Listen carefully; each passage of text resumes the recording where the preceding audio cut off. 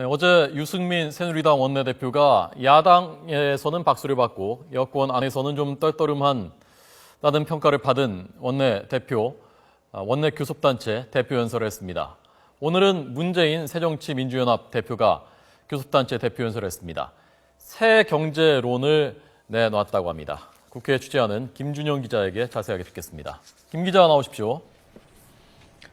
네, 국회에 나와 있습니다. 네, 오늘 연설은 경제 문제가 중심이었다면서요? 네, 그렇습니다. 연설문에 경제라는 단어가 100번이나 등장할 정도로 상당 부분 경제 문제에 할애했습니다. 문 대표는 1971년 당시 신민당 김대중 대통령 후보의 장충동공원 연설문을 인용하면서 그때처럼 지금도 대기업 부자 감세로 재벌의 금고만 채웠지 국민의 지갑은 텅 비었다고 지적했습니다.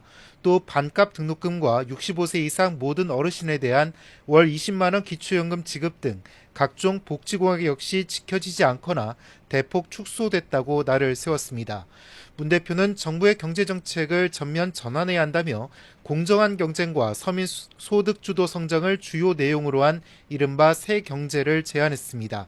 그러면서 법인세 정상화와 최저임금 인상, 정규직과 비정규직 차별철폐 등을 촉구했고 복지는 미래를 위한 투자이자 강력한 성장 전략이라고 밝혔습니다.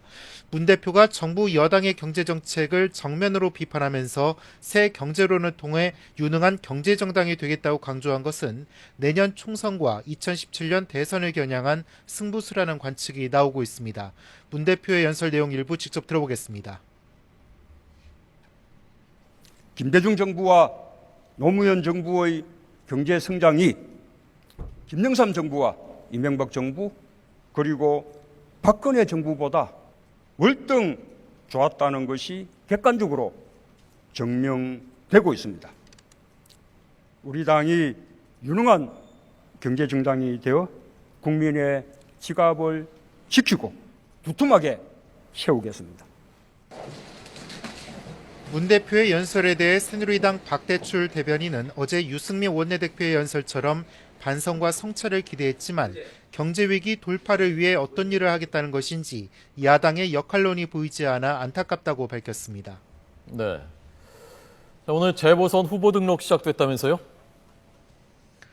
네, 그렇습니다. 4.29 재보궐선거가 이제 20일 앞으로 다가왔습니다. 오늘부터 후보 등록이 시작됐습니다. 서울 관악을에서는 새누리당 오신환, 새정치연합 정태호, 국민모임 정동영 후보 등이 오전에 후보 등록을 하는 등 대다수 후보가 이미 등록을 마쳤습니다. 후보 등록은 오늘부터 내일까지 이틀 동안 오전 9시부터 오후 6시까지 진행됩니다. 공식 선거운동은 오는 16일부터 시작됩니다. 사전투표는 24일과 25일 이틀 동안 오전 6시부터 오후 6시까지 이어집니다. 29일 본투표는 오전 6시부터 오후 8시까지 진행됩니다.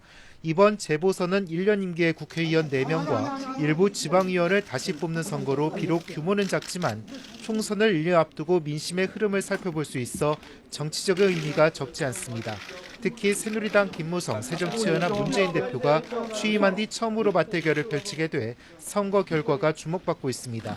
김무성 대표는 오늘 광주 서구을 지역을 방문해 지역 민심과 선거 판세를 살펴볼 예정이고 문재인 대표도 격전지인 경기 성남 중원을 찾아가 지원 유세에 나섰습니다. 지금까지 국회에서 전해드렸습니다.